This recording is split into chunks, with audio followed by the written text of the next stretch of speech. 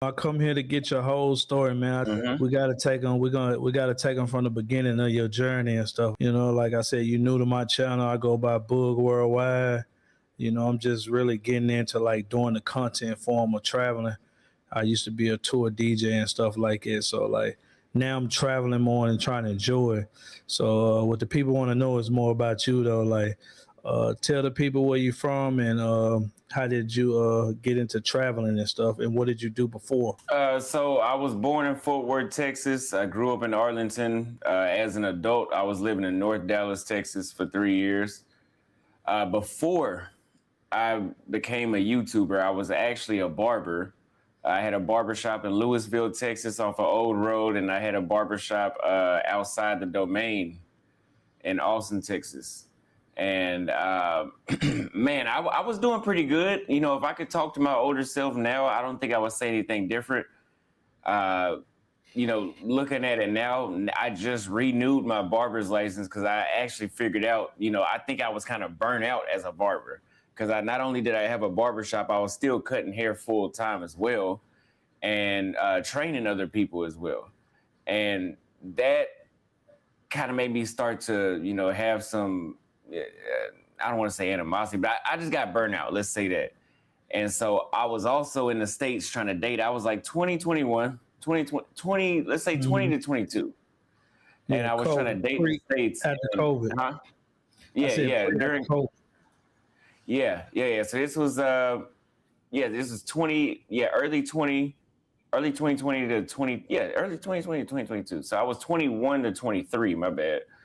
And, man, I was 20 and 21 with my own car, my own apartment. You know, I was making anywhere from $8,500 to $11,000 a month as a barber. So on a bad month, 8,500, good month, 11,000. And I had a well-established clientele within 2 years where I could predict what I was going to make every month. And, you know, I dressed sharp. You know, obviously I was a barber, so I kept my hair cut. And, man, my dating options sucked. My dating options was, you would have thought I was fat and ugly with 3 teeth in my mouth. And let me clarify. When I say that, that don't mean I was like no virgin that didn't get none at all. I just thought I was being underserved for who I was. You know, it just took me for a while. I thought maybe I'm doing something wrong. You know, maybe, you know, I need to get some more money. Maybe I need to work on my, you know, my charisma.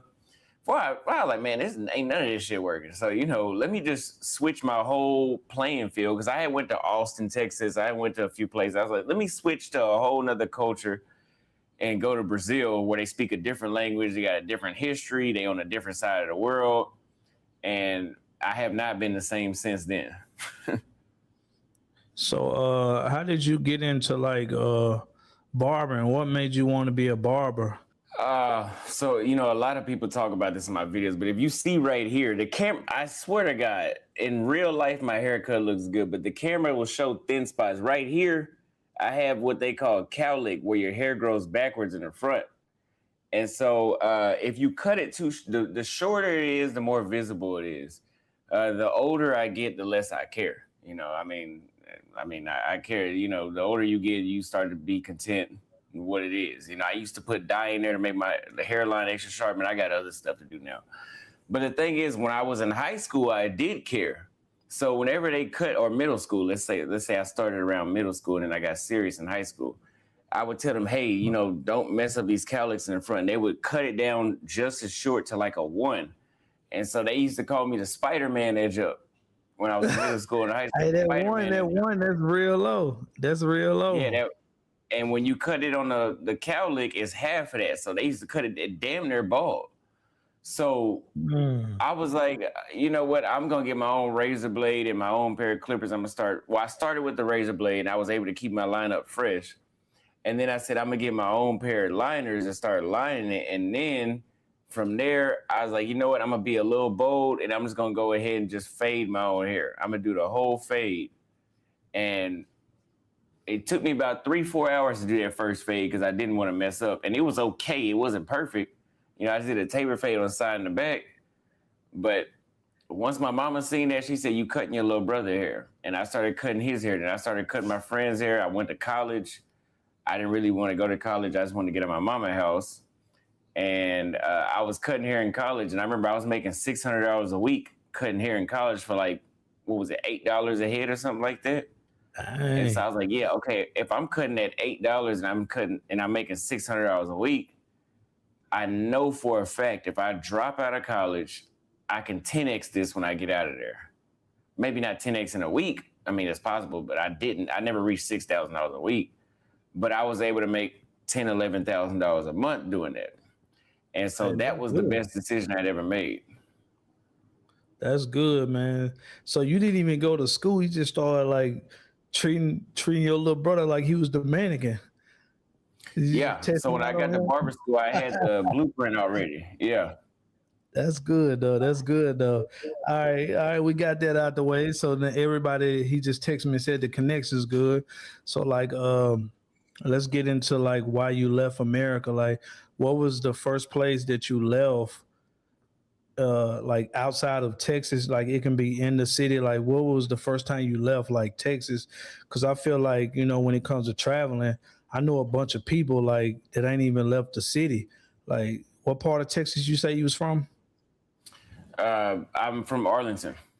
Okay, so you know, like I know, it's a bunch of people that ain't left Arlington. So, what was the first time you left actually Arlington in Texas, like going to the next state over?